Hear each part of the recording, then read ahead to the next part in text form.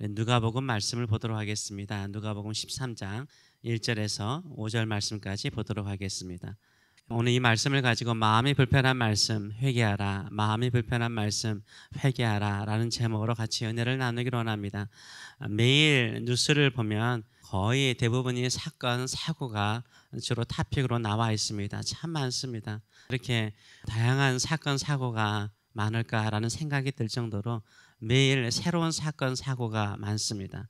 또 우리 주변 사람들에게도 이야기를 들으면, 소식을 들으면 좋은 소식도 많이 듣지만 또 질병이라든가 어떤 사업의 어려움이라든가 자녀의 어려움이라든가 이렇게 반갑지 않는 소식들을 우리가 듣곤 합니다. 신년 첫날에 일본에 지진이 일어났습니다. 많은 분들이 다치거나 돌아가셨죠. 그중에 한 남성의 이야기를 들으니까 참 마음이 아프더라고요. 10명의 가족을 잃었습니다. 남편은 혼자 일이 있어서 집에 남고 아내가 딸 3명과 아들 1명, 자녀 4명을 데리고 친정집에 갔습니다. 친정집에 갔는데 그날 밤에 지진이 일어나서 산사태가 일어나서 집을 쓸어버렸습니다. 그래서 아내와 4명의 자녀를 다 잃고요. 장인 장모님 그리고 처남 부부와 처남의 자녀 1명이 같이 죽었습니다. 고통스럽고 말할 수 없는 뉴스죠. 이런 불행이죠. 좋은 소식보다는 이렇게 가슴 아픈 불행의 소식들을 우리가 자주 듣곤 합니다. 이 땅에 불행한 일만 있겠습니까? 좋은 일도 참 많은데 언론들도 주로 불행한 사건, 사고를 메인 토픽으로 올려놓습니다. 왜냐하면 사람들이 이 좋은 일, 이 행복한 일에 관한 것보다는 나쁜 일, 불행한 일에 더 관심을 갖고 찾기 때문입니다. 매일 접하는 이런 불행한 사건, 사고를 들으면 어떤 마음이 드십니까? 나는 그런 불행한 사건에 관련되지 않는 것으로 안심하는 사람도 있을 것입니다. 원래 인생이란 사건, 사고가 많아 이렇게 생각하며 당연하게 넘어가는 사람도 있을 것입니다. 매일 듣는 이야기이기 때문에 무관심한 사람도 있을 것입니다. 또 어떤 사람들은 이런 불행한 사건들을 곰곰이 생각하면서 그런 불행한 일을 당한 사람에게는 그런 원인이나 이유가 있을 거야 라고 분석하는 사람도 있을 것입니다. 어떤 사람은 진짜 그 불행한 현장에 있으면서 왜 나에게 이런 일이 있단 말입니까? 내가 과거에 무슨 잘못을 했길래 이런 말 자주 하시는 것을 듣곤 합니다. 불행한 일을 당하면 마치 나에게 무슨 원인이나 이유가 있는 것처럼 생각하기도 하고 또 주변 사람들이 볼 때에도 이 사람에게 무슨 벌받을 무슨 잘못된 일이 있을 것이라고 생각하는 사람들이 있습니다. 많은 사람들은 이런 불행한 일을 당하게 되면 원인이나 이유를 스스로 찾거나 또 주변 사람들도 이 사람에게 무슨 잘못이나 이유가 있을 것이라고 생각하죠. 근데 그 사람에게 아무런 원인이 없다고 생각하면 세상 사람들은 그렇게 생각하죠. 분명히 그 조상들 가운데 큰 잘못을 한 사람이 있을 것이다 라고 말하는 사람이 있는가 하면 또 어떤 세상 사람들은 그 사람에게 과거에 전생에 무슨 업보가 있었을 것이라 라고 생각하는 사람들이 많습니다. 이렇게 어떤 불행한 일, 가슴에 아픈 사건, 사고를 당하게 되면 이상하게 우리는요, 우리 자신을 살펴보기보다는 그 사람에 대해서 평가를 하고 진단을 하고 원인을 찾고 정죄하기도 하고 내가 그 사람보다 더 낫기 때문에 지금 살아있는 것처럼 생각을 하곤 합니다. 오늘 본문에도 예수님 당시에 불행한 2사건을 이야기를 하고 있습니다. 몇 사람이 와서 예수님께 이야기를 합니다. 로마 총독 빌라도가 희생 제물을 드리고 있는 갈릴리 사람 몇 사람을 죽였다는 거죠. 죽이는 현장에서 제물이 있었는데 피가 그 제물에 묻었다는 거예요. 그럼 피가 묻어 있는 제물을 하나님께서 받으시겠습니까? 안 받는다는 거죠. 그 사람이 죽는 것도 불행이고 자신들이 드렸던 희생 제물에 피가 묻어서 하나님이 받지 않는 것도 불행이라고 이야기를 하고 있는 거예요. 참 불행한 사람이다라고 생각을 하고 있었던 거죠. 이에 대해서 예수님께서 어떻게 말을 하고 있습니까? 1절과 2절의 말씀 보게 되면 그때 마침 두어 사람이 와서 빌라도가 어떤 갈릴리 사람들의 피를 그들의 제물에 섞은 일로 예수께 아뢰니 대답하여 이르시되 너희는 이 갈릴리 사람들이 이같이 해해 받음으로 다른 모든 갈릴리 사람보다 죄가 더 있는 줄 아느냐라고 물어요. 이거 보면은 예수님께서 그들의 마음을 살피신 거죠. 주변 사람들의 마음을 살핀 거죠. 주변 사람들은 어떤 생각을 하고 있습니까? 자신들은 빌라도에게 죽지도 않고 희생 제물에 더러운 피가 섞이지도 않았기 때문에 자신들은 깨끗하고 자신들은 좀 의롭다라고 생각을 가졌던 것 같아요. 예수님께서 그 마음들을 보시고 이야기를 하고 계시는 것입니다. 너희가 그들보다 더 깨끗하고 의롭다라고 생각하느냐? 그들이 너희들보다 죄가 많아서 그런 불행한 일을 당했다라고 생각하느냐라고 묻고 있는 것입니다. 그러면서 예수님께서 그 주변 사람들에게 뭐라고 말합니까? 3절 말씀 보게 되면 너희에게 이르노니 이거는 좀 집중해서 들으라 이런 말씀이죠. 너희에게 이르노니 아니라 너희도 만일 회개하지 아니하면 다 이와 같이 망하리라 라고 말씀하세요. 한마디로 말해서 뭐라고 말합니까? 회개하라는 거예요. 그런 불행한 사건 사고를 들으면 그 사람들이 죄가 많다, 그 사람들에게 원인이 있다, 이유가 있다 이런 진단하고 평가하기보다는 네 자신을 살펴보라는 거죠. 네 자신의 죄가 있다면 그 죄를 회개하고 그 망할 그 자리에 쓰지 않도록 노력하라라고 말을 하고 있습니다. 또 예수님께서 직접 한 사건을 언급합니다. 4절의 말씀을 보게 되면 또 실로에서 망대가 무너져 지어 죽은 18사람이 예루살렘에 거한 다른 모든 사람보다 죄가 더 있는 줄 아느냐라고 물어요.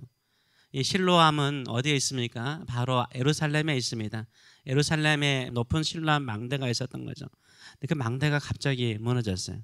무너지면서 해필이면 그 망대 밑에 있었던 사람들이 18명이나 죽었어요. 지나가는 사람이에요. 이런 불행한 일이 있었는데 이 불행한 사건을 주께서 언급하시면서 반복적으로 하시는 말씀이 뭐예요? 그들이 너희보다 예루살렘에 그 있었던 예루살렘 사람들보다 더 죄가 있기 때문에 그런 불행한 일을 당한 것으로 생각하느냐? 아니라는 거죠. 5절의 말씀을 보게 되면 너희에게 이르노니 아니라 너희도 만일 회개하지 아니하면 다 이와 같이 망하리라 라고 말씀하세요. 다시 한번 똑같은 말씀을 3절과 5절에서 반복하신 이유가 뭡니까? 반복은 강조를 말하는 거죠. 회개하라는 거예요. 이런 일들 들으면 세상에 수많은 불행한 일들을 들으면 그냥 그 사람들이 불행하다 함부로 말하지 말고 자신을 살펴보라 라고 말씀하고 있어요. 우리는 남의 불행이나 사건을 들으면 보통 그 사람이 당하는 사람에 대해서 관심이 많죠. 그 사람에 대해서 관심이 많아요. 나를 살피지도 않아요. 나의 모습을 보지를 않는 경우가 참 많습니다. 물론 그런 경우도 있죠. 물론 그 사건을 보면서 또한 일이 일어날 수 있으니까 좀 경건하게 의롭게 하나님이 보시기에 부끄럽지 않게 살려고 하는 사람들도 있을 것입니다. 성경에 그런 말씀이 있잖아요. 거울을 보고도 돌아서면 어떻게 해요? 잊어버린대요. 거울을 보고 자기의 모습을 다 봐요. 우리도 세상의 불행한 사건들 보면서 안 좋은 사건 사고를 보면서 그래도 한 번의 자신을 살펴보려고 하는 마음을 가지고 있는 사람들이 있잖아요. 근데 다시 고개를 돌려서 일상으로 돌아가면 어떻게 해요? 다 잊어버린대. 성경이 말하는 거예요. 잊어버린대. 우리 믿는 성도들도 이렇게 말씀을 듣고 또 기도하면서 내 자신을 살피면서 마음을 좀 새롭게 하려고 하는데 일상으로 돌아가면 다 잊어버려요. 다 잊어버려요. 그런데 예수님께서 하시는 말씀은요, 조심하라는 거예요. 그 사건 일어나면 그 사람들에게 초점을 주지 말고 네 자신을 좀 살펴보라는 거예요. 네 자신을 살피고 주의 말씀을 따라서 의롭게 살라라고 이야기를 하고 있습니다. 근데 참 이게 쉽지 않아요. 이게 계속해서 제가 이제 누가복음이라든가 복음서 보게 되면 예수님께서 주로 하시는 메시지가 제가 말씀드렸잖아요. 뭐예요? 회개가 얼마나 많은지 몰라요. 회개하라.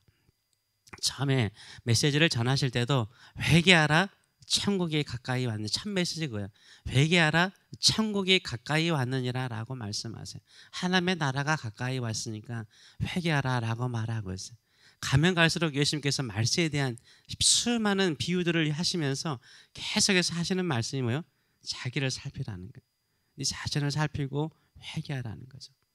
회개한다는 것은 뭡니까? 우리의 죄를 뉘우치지만 그 죄를 이길 능력이 우리에게 없잖아요.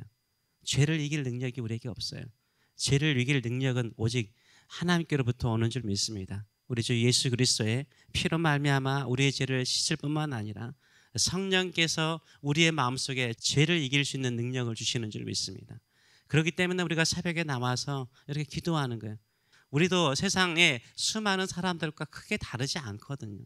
잠시 나를 살필 수는 있지만 다시 돌아가면 세상 사람들과 다르지 않아요. 같은 생각, 같은 판단, 같은 마음을 가지고 살아갈 때가 참 많아요. 욕심을 따라 살아갈 때가 많아요. 그걸 이길 수 있는 힘은 어디로부터 오는 거예요? 하늘로부터 내려오는 거예요. 우리에게 있는 게 아니에요. 하나님이 주시는 능력이에요. 그래서 하나님 붙들고 예수 그리스도의 보혈을 의지하면서 또 우리 안에 내주하신 성령의 권능이 우리의 삶을 지배할 수 있도록 항상 기도하며 살아가시는 저와 여러분 되시기를 축원합니다. 그게 바로 죄를 이기는 것이고 회개하면서 새로운 삶을 살아가는 길이 되는 줄 믿습니다. 그래서 가끔 목사님들이 이렇게 회개하세요 하면 참 불편한 분들 많죠. 근데 이 말에 주님께서 원하시는 걸 뭘까요? 반응하라는 거예요. 좀 반응 좀 해라.